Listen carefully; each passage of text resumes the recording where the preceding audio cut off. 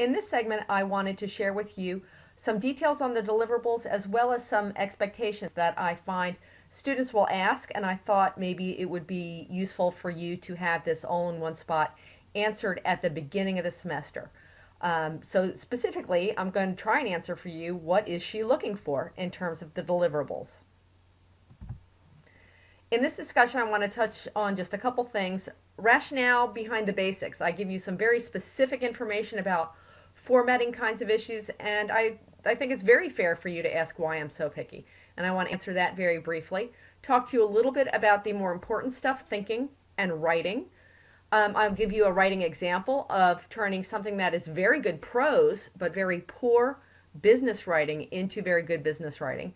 And then we'll go through briefly the major deliverables, the situation analysis, firm assessment, and the team briefs. And so that's what our goals are, to cover these things in this session. First, for each of these major deliverables, I give you some very specific information regarding the goal of the deliverable and what we're trying to do with that. Please do read the syllabus pages very carefully and refer to them again while you're working on the specific deliverable. I'd say about 10% of student deliverables do not achieve students' grade goals because they actually haven't answered the question posed by the deliverable. They did not satisfy kind of the basic requirements of that deliverable. Perhaps because the writer went off in a different direction or did not have a clear understanding. So absolutely pull those syllabus pages out as you're working on a deliverable to make sure that you are addressing what I am asking for. Within each of these, for each of those three major assignments, I say that you should consider this a business brief that's targeted to your boss and your boss's boss, as well as me, your instructor. Yes, that's true in order to kind of get you thinking about keeping things brief, concise, actionable, and persuasive. However, this is a deliverable for this course, and it really has to reflect content covered in the module for which the assignment is occurring.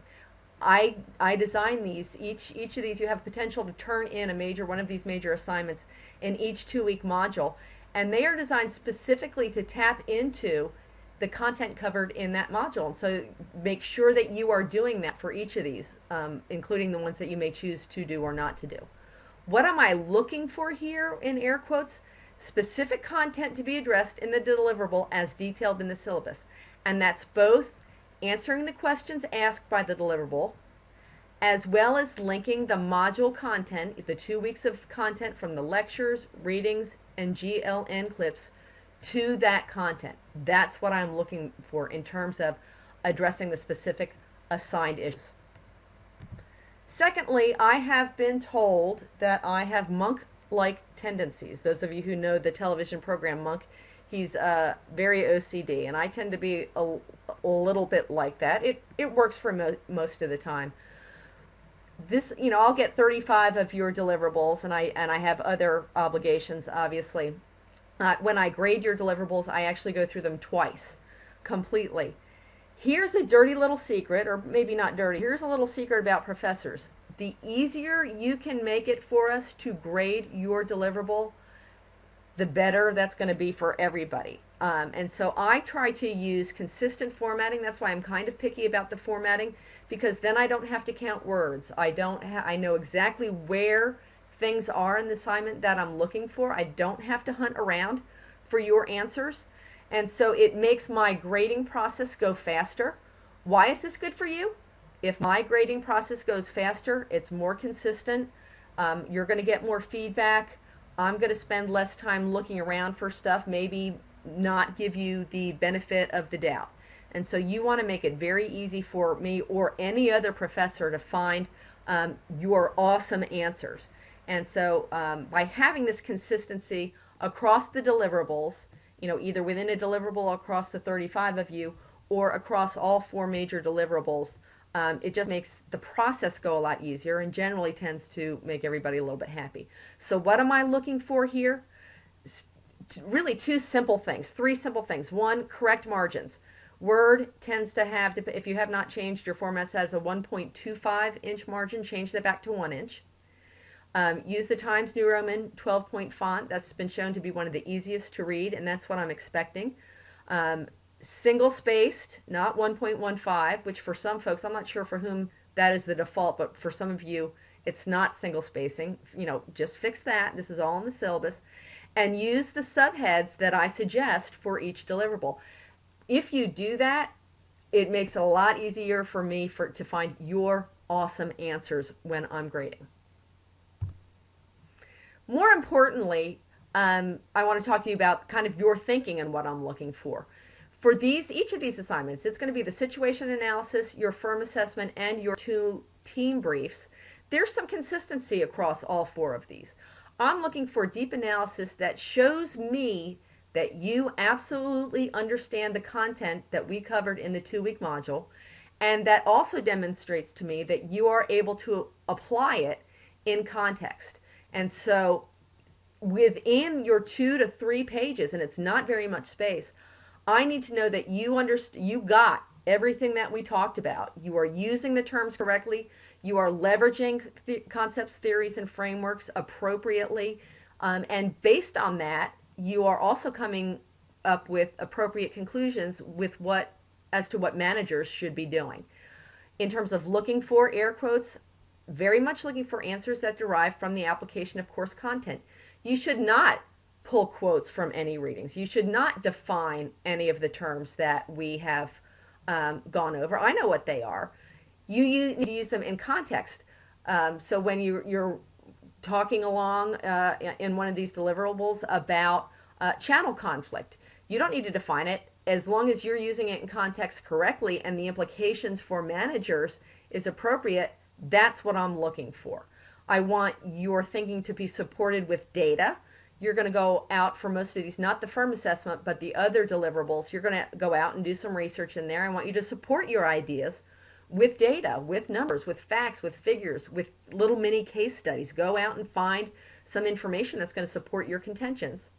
And then finally, your recommendations have a high likelihood of leading to the desired outcomes. And so it's basically 3 things. You have learned and applied course content for that module. Based on kind of what you're wanting to do with that course content, you've gone out and supported the application of that with data. And then your conclusion or recommendation has a high probability of being appropriate or correct. To get to there, I have a couple of pieces of advice. To ensure that the answer that you come up with is good, among the best, getting near to be the best, always think about providing 3 or more distinct points of support for some kind of contention that you're making within there. Not reiterating the same thing 3 times, but maybe you go out and find a statistic. 1.2 million people do this. Company XYZ did that for those 1.2 million people, and it was very successful.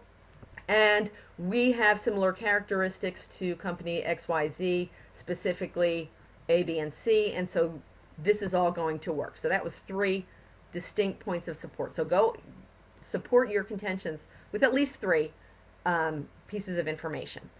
Also make clear why what you are advocating will work. What is the mechanism that's going to make spending more money on advertising going to work? Is it simply reach? You're going to reach more people?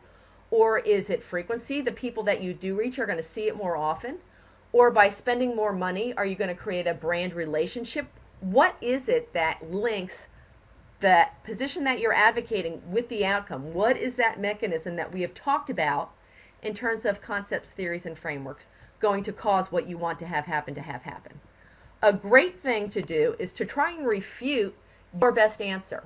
One mistake that we frequently make is we get an idea that a position or a recommendation is appropriate and we try and support it. That's great. What turns you from a B plus to an A is if you can, take the opposite. Can I shoot my hypothesis? Can I shoot my recommendation? Can I shoot my answer down? If you can't, then you've probably got a really good answer. If you can, in earnest trying to shoot down, it may not be the best answer. And for the team briefs, this is a great way to use your team. Do what you want. I never liked, I got my MBA part-time. We had a ton of group stuff. and I had a little posse that I worked with, and we found it incredibly inefficient and ineffective to generate content as a team. And that continues to be true in when I see MBA students working as teams, and actually academic research shows this to be true. Generating content as a group is not a great thing. I find that the best teams have each group member prepare his or her own version of the brief, almost completely to outline form. Then when the team comes together to meet, the team has, 3, 4, 5 really good fleshed out answers that they can discuss and choose from, rather than generating a single composite solution to the problem. There's dialogue about whose idea is best, which can be best supported in the final deliverable. You want some respectful disagreement, pushing back, making each member justify his or her options with the data that he or she has found. And then that becomes a really good deliverable, as opposed to dividing and conquering and then putting together 3 disparate things. For all of these deliverables, you may see that there's 3 kind of sections in that.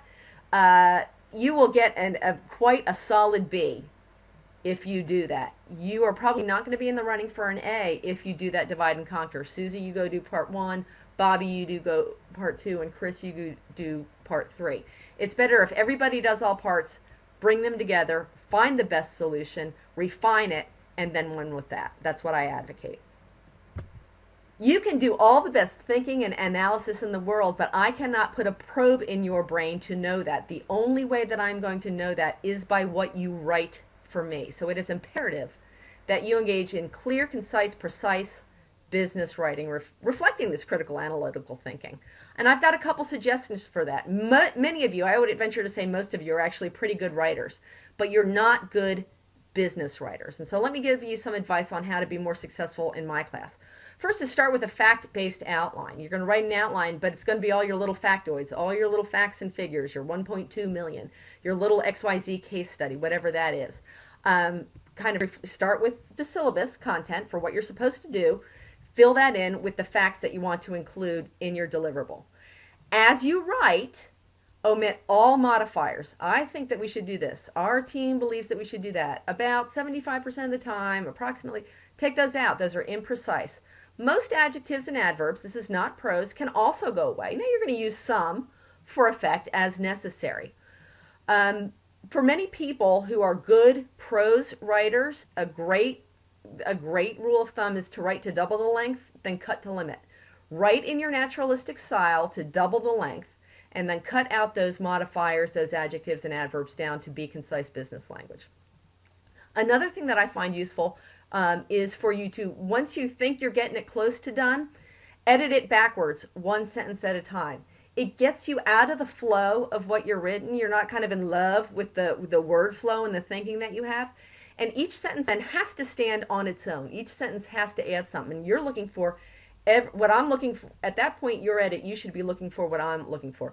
Every single sentence has to add some kind of new insight or information. If it doesn't, you can cut that sentence out. You need to have well-justified content. Your thinking has to be clear. You need to support a persuasive position. This is a business brief to your boss and your boss's boss. All of these things are. So you have to, you can't be namby-pamby. You can't waffle around. Support a position, take a stance, and write to that stance. Be precise. Use precise language. It's much shorter to say $1.3M than over $1 million.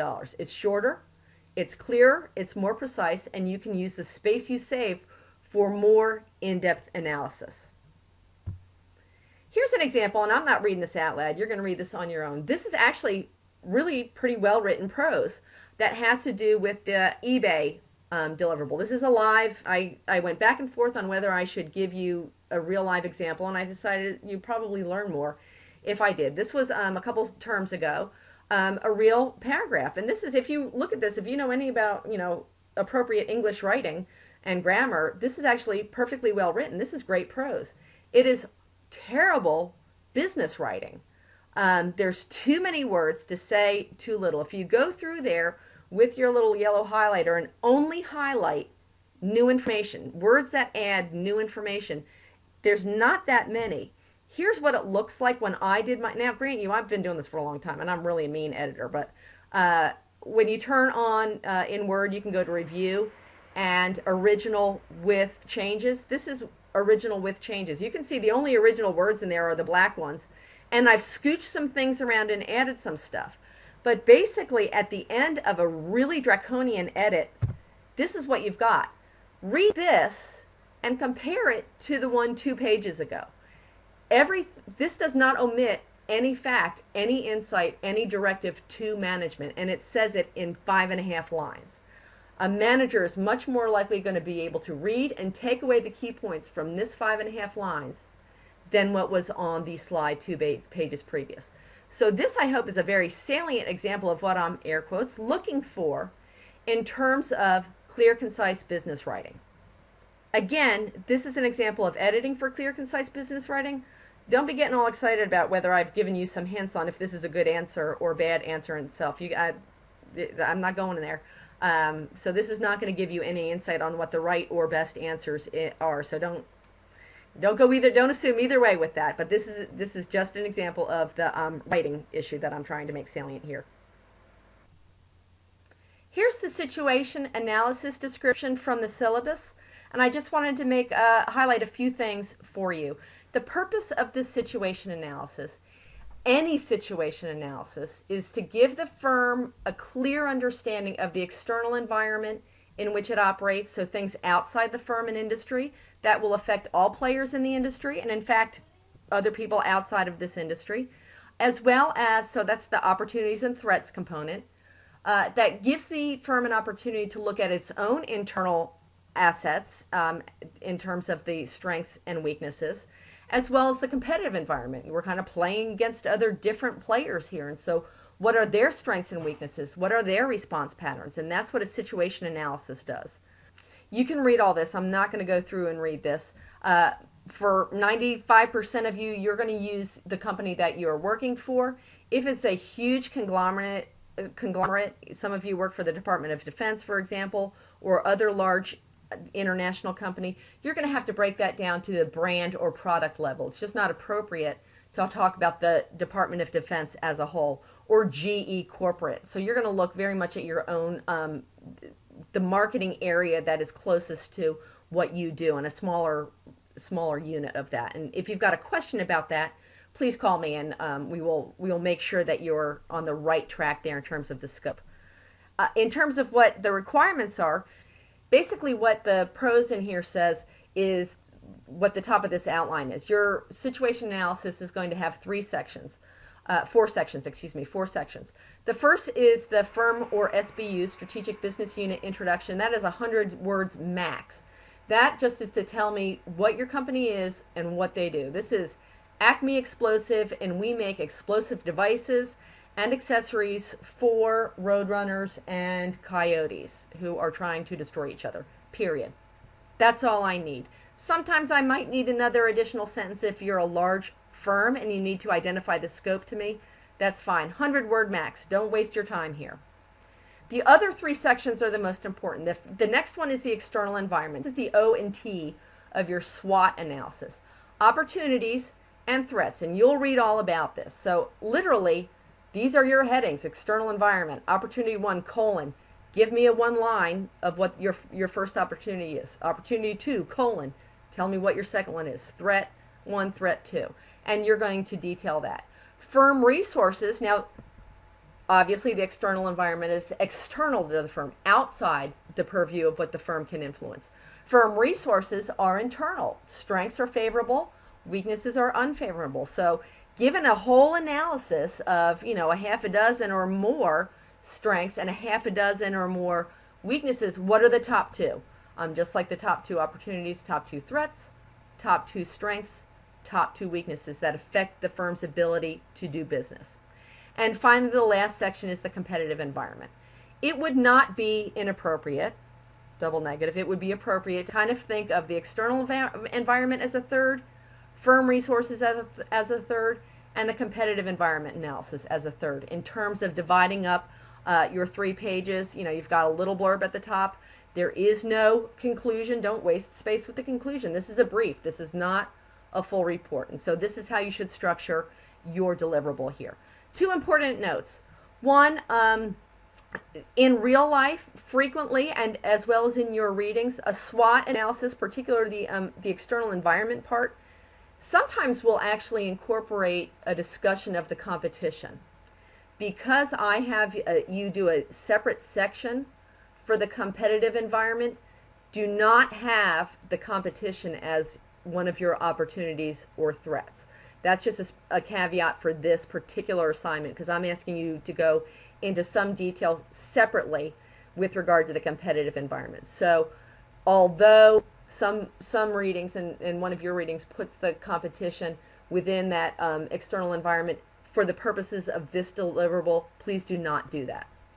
The second thing I want to highlight that people get confused with is an opportunity. An opportunity in terms of SWOT analysis is external and favorable to the firm. So the economy might be favorable to some businesses but unfavorable to others. But that is outside a decision that the firm makes or anything that the firm may influence. And that's an opportunity or a threat. What people will say things is something like, we have an opportunity to buy a small firm that competes with us and we can get them out of the competition and get their resources. That's a tactic or decision. That is not, for the purposes of SWOT analysis, there at the bottom of the page, that's not a SWOT opportunity. So make sure you understand that distinction. If you're having a hard time with that, let's talk and make sure that you understand that distinction. This goes on. Basically, there's a little at the top of this page. Opportunities and threats tend to cover these little topics. Strengths and weaknesses tend to cover the middle ones. Competitor analysis tends to cover the ones on the right. You will read all this, 3 pages of text. I literally do not read a word on page 4. In the middle here, it details exactly what each of 3 exhibits needs to look like. They are taken directly from the readings. I want you to reproduce those exhibits because I think they're very, very helpful for your firm, and they're completely right in there. You will read that. There should be no title or name, just start the brief. These are the same formatting standards that you're going to get for everything, 8.5 by 11, not A4. 1-inch margin on all sides, not 1.25. Single spacing, double between sections, not 1.15. You may need to change that default. Times New Roman 12, and please name your file name that name. That makes my life easier, it makes your grading better. These are the criteria that I will use to grade it. I will pop that into your document and give you an exact number of points and feedback on where you lost those points. I will do that for each of the deliverables. So absolutely take more than a few minutes to read over the requirements for the situation analysis before you get it started, and again, keep them handy as you're working on it. For the firm assessment, you will, near the end of the semester, specifically week 10, take a look at your firm and apply some concepts, theories, and frameworks to your firm to see if they did well or poorly. I'm going to ask you to go through and identify 4 concepts, theories, or frameworks that seem particularly appropriate to apply to your firm. They can be anywhere from basically we're talking about weeks 3 through week 8 for the most part, though you may choose to do some things from week 9 and 10, but those are the ones you probably ought to be focusing on for this. I'm going to ask you to do that for 4 of those. For each concept, theory, or framework, you'll have its own section, so about a half a page. Summarize the concept, theory, or framework clearly, and here I will ask you to give me maybe 2 sentences on what that concept, theory, or framework states, in contrast to most of the other ones. Apply it to specifics within your own firm. So you're going to say, well, the idea of new product development goes through these stages and the stage model. In our company, we do it exactly the same way. Specifically, we have these stages. We tend to have blah, blah, blah. So you're going to apply it to within that. And then finally, analyze how your firm did within that. Are they doing a good job? Based on what we learned this term, are they doing a good job or are they doing a poor job? It's going to be easier for you to write if you choose things that are kind of not in the middle. If you think, they're doing a really good job on this or a really bad job on that. But of course, you're going to have some in the middle. Try and choose at least one that's very good and one that's very poor, so you can kind of get that contrast and that kind of experience in talking about favorable and unfavorable outcomes here. In terms of what a concept, theory, or framework is, it's not a weak topic. Product strategy is not a concept, theory, or framework. Think kind of a single PowerPoint slide or a section within one of those readings. Those are generally a concept theory or framework. So not product strategy, but perhaps diffusion of innovation or product life cycle, or many. We talked about almost a dozen things under product strategy. So each of those is a concept theory and framework. In the fifth section, you're going to refer back to your situation analysis. You're going to read all that. But I actually pull your situation analysis. I want you to go back to that, 8 weeks later and say, wow, now that I know all this, now that I've written the first 4 sections of this firm assessment, let me go back and see what I said on that situation analysis. Wow, it said that we were undercapitalized. Well, now I see that being undercapitalized has caused our firm not to spend enough money in marketing or new product development. Or I see that we had really great consumer packaged goods marketers, which was actually turned out to be super helpful in our trying to do branding for a business-to-business product. So go back and link at least one thing back to that, and you can read the specifics in there. But that's going to be your fifth section. So you can see there concept 1, 2, 3, 4, and then the assessment of the firm performance, and that is the situation analysis thing. If you would insert the specific name of the concept theory or framework, and give me a slide or a page number. I'm asking 35 of you to do each of 4 of those things. I'm not going to check and make sure you're right. It's just going to be a memory jog for me. Oh, yeah, okay, I remember that. Yeah, okay, I know what they're talking about here. As I go and grade it, it anchors me on what you're talking about. And so use that in the subhead here. Most of this is the same as what I have written down for the situation analysis in terms of formatting standards. Here's the rubric that I'm going to use to grade it. In terms of the team briefs, each of these is kind of ripped from the headlines. You get 2 pages for each of these. You're doing these in groups. Each will count 20% toward your grade. Formatting standards, exactly the same here. Here's the exact rubric that I'm going to use to grade each of these. Here, I'm going to go just briefly through each of these. You have a choice of 4. The first one has to do with kind of the idea of new product development, product and segmentation and targeting, those kinds of things. There's a lot of free content on the internet. The question of the hour basically is, would it add value if we actually charged for content and did something nifty that some segments would be willing to pay for? There's an idea that nobody's willing to pay for online content, and some companies are figuring out that maybe that truism isn't so true. So there's some specifics in here about kind of thinking about different segments that might find it valuable for different forms of content, and if they find it valuable, they ought to be willing to pay for it. And so don't worry about, this is not a pricing deliverable, so don't worry about the pricing mechanism or the level of the pricing specifically. Just that maybe we will charge a modest fee that's not like super crazy. But what I'm asking you to think about here is segmentation and targeting and positioning based on different ways that free content or something over and above the way content is presented may be adding so much value that we could charge for it. So that's kind of you'll read about that there. The second one you may choose to do is a true story of GM and eBay. GM used eBay as a storefront in 2009, and it failed, actually pretty miraculously failed. I'm not convinced that it was a bad idea, and I want you to tackle that. So you'll read about what they did, and this pertains to the delivering and extracting value module. So you'll talk about distribution channels, pricing, and to some extent brand image, but mostly the channel issues and pricing issues inherent in this situation. For the third one, this comes in the module having to do with branding and integrated marketing communications. There is discourse that branding is more important than ever with the proliferation of advertising and promotion and communications media and so many choices. People's heads would explode if they didn't have brands to kind of make their consumer choices more simple. There is also discourse out there that with new media, branding is dead and there is no such thing as branding anymore. And of course, those are 2 extremes. And so, but I'm asking you to think about those 2 extremes. Support why branding is more important than ever, support why branding is dead, and then at the end of the day, come back and make recommendations, 3 very specific recommendations. Please number them and be very specific to marketing managers, marketing in the current age, how they should approach branding or something having to do with this based on the insights that you generated in the first 2. And finally, the last team brief you can do has to do with kind of the ethics and the overall role of marketing in society.